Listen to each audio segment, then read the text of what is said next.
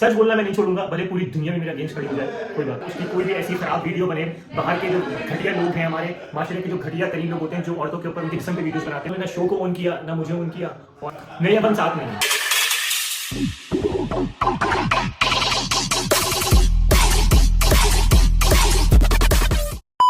अच्छा, तो मेरे साथ मौजूद है लाजवाब इश्क के आशिक शराज। पूरा नाम क्या आपका? सैयद शिराज अली। सैयद शराज अली। तो इनका मैं करूंगा अस्सलाम वालेकुम शराज भाई। वालेकुम सलाम मीर हमजा, कैसे हैं आप? अल्हम्दुलिल्लाह ठीक ठाक हूँ। तो आपसे मैं आज आपके बहुत सारे सवाल करने जा रहा हूँ, तो आपको कोई मसला तो नहीं? नहीं, मुझे कोई मसला नहीं, आप मुझसे सवाल कर सकते हैं। ठीक है। अच्छा, तो शराज भाई, सबसे पहले जनता ये जानना चाहती है आप लाजवाब इश्क का हिस्सा कैसे बने? मैं लाजवाब इसका हिस्सा ऐसे बना कि सिंपल सा एक स्टोरी आई थी। वो स्टोरी हमारे बहुत पुराने एक दोस्त ने लगाई थी, तो वो मीडिया से ताल्लुक़ रखते थे, तो उन्होंने कहा कर लेते हैं, ठीक है, कोई प्रॉब्लम नहीं है। बड़ी तरीके से हमने एक ऑडिशन दिया छोटा सा, बाद में फिर एक हमारा जूम का ऑडिशन हुआ, फिर इस तरीके से हमारी सिलेक्शन। अच्छा, तो वहाँ पर खैर मैं भी मौजूद था, लेकिन इस पॉडकास्ट का आज जो होस्ट हूँ ना, वो मैं खुद हूँ और आप मेरे गेस्ट हैं। तो मैं डायरेक्ट आपसे सवाल करूँगा। मुझे ये बताएं, उस लाजवाब जो इश्क था जहाँ पर आप एक अच्छे आशिक बने हुए थे, तो आपके जो पार्टनर थी, आपके उनके साथ किस तरह के रिलेशन थे? लाइक कोई इख्तिलाफ वगैरह किसी चीज़ को लेके, आप उसको किसी चीज़ के लिए मना करते थे, या आप उसके लिए, मतलब आप थोड़ा सा बताएं लोगों को। एक्चुअली मेरा से किसी चीज़ पे इख्तिलाफ नहीं था। जो इख्तिलाफ पैदा हुआ वो सिर्फ और सिर्फ एक ही चीज़ पे हुआ कि मैं ये नहीं चाहता था कि उसकी कोई भी ऐसी खराब वीडियो बने, बाहर के जो घटिया लोग हैं, हमारे माशरे के जो घटिया तरीन लोग होते हैं, जो औरतों के ऊपर उनके जिस्म पे वीडियोस बनाते हैं, उनके छोटे कपड़ों को देख के या उनके जिस्म के ऊपर। तो मैं नहीं चाहता था कि ऐसी कोई वीडियो बने, जिसकी वजह से मैंने उसके लिए उसको वहाँ पे मना किया। और मुझे उसमें कोई शर्म नहीं है। एक अच्छा इंसान शायद यही कर सकता है अपने पार्टनर के लिए, और मैंने वही काम किया। नहीं, आपने बहुत अच्छा काम किया है। वहाँ पर कोई जगह पे मैंने देखा था, आप बिल्कुल सही बात कर रहे थे, और मुझे वो चीज़ बहुत भी अच्छी लगी थी, और उसके ऊपर मैंने आपको अप्रिशिएट भी किया था। इसके अलावा बताएं, क्या आज आप दोनों साथ में? नहीं, अब हम साथ में नहीं हैं। वजह क्यों? वजह ये थी कि जब शो ख़त्म हुआ था, तो शो ख़त्म होने के बाद जो है वो मेरे से उनका ताल्लुक एकदम ख़त्म हो गया।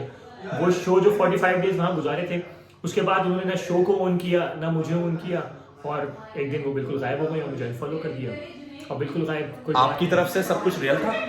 मेरी तरफ से कितना रियल था वो उसको पता है। ये बात मैं लोगों को नहीं बता सकता, बल्कि मगर जो लोग देखने वाले हैं वो मेरी नज़रों को देख सकते हैं, मेरी आंखों को देख सकते हैं, सब चीज़ों को देख सकते हैं कि मैं कितना रियल था वहाँ पर। वो तो नज़र आता है, आपने काफ़ी एफर्ट्स अपनी पुट करी थी, लेकिन उनके जाने के बाद आपकी ज़िंदगी में कोई चेंजेस आई हैं, या आपने मतलब सरवाइव किया है अपनी लाइफ में कुछ चीज़ों को लेके? जब वो चली गई तो उसके बाद से एक सबसे बड़ा नुकसान ये हुआ कि जब आपका पार्टनर जिस वक्त जो आपके साथ शो में था, और जब आपको बैकलैश मिला, तो अगर मेरा पार्टनर एक दोस्त होने के नाते भी मेरा साथ दे देता वहाँ पे, और कम से कम ये कह देता एक लाइफ पे, एक स्टोरी पे, मुझसे भले बात नहीं करता, मगर कम से कम इतना साथ दे देता कि मुझे ये बोल देता कि नहीं, शिराज ने जो कुछ किया वो मेरे लिए किया, और शिराज एक अच्छा इंसान है, शिराज कहीं से भी गलत नहीं था।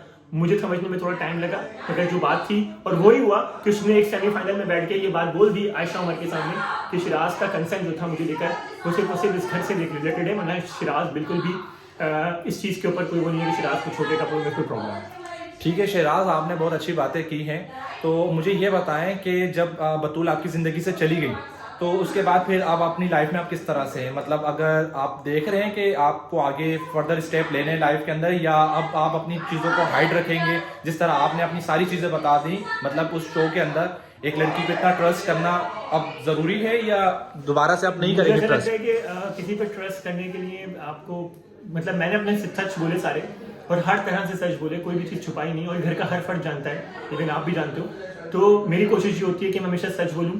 सच बोलना मैं नहीं छोड़ूंगा, भले पूरी दुनिया में मेरा अगेंस्ट खड़ी हो जाए, कोई बात नहीं। क्या बात है, क्या बात है शहराज भाई। आपके बारे में लोग काफ़ी चीज़ें बना रहे हैं कि आपने कुछ इस तरह की वीडियोस भी बनाई हैं, कुछ इस तरह से लोगों से आपके इख्तलाफ भी चल रहे हैं, तो वो बताएं उसके ऊपर क्या कहने। जो भी इख्तिलाफ चल रहे हैं वो लोगों की अपनी मनगढ़ंत कहानियाँ हैं, ठीक है। और अगर कोई भी कंटेस्टेंट आपके बारे में कोई गलत बात करता भी है, तो मुझे ऐसा लगता है कि वो करता रहे, कोई ऐसी बात नहीं है। बहुत जगह पर मैंने लेट इट भी किया है, जाने दिया चीज़ों को, और जो जिस चीज़ की आप बात कर रहे हैं उस चीज़ पे बात करना मुझे लगता नहीं है कि कोई इंपॉर्टेंट है, क्योंकि वो इतनी कोई मेरे लिए इंपॉर्टेंट नहीं है। बिल्कुल बिल्कुल सही बात है। अब मुझे ये बताएं, उस घर के अंदर सबसे ज़्यादा लड़कों के अंदर कौन आपको पसंद था?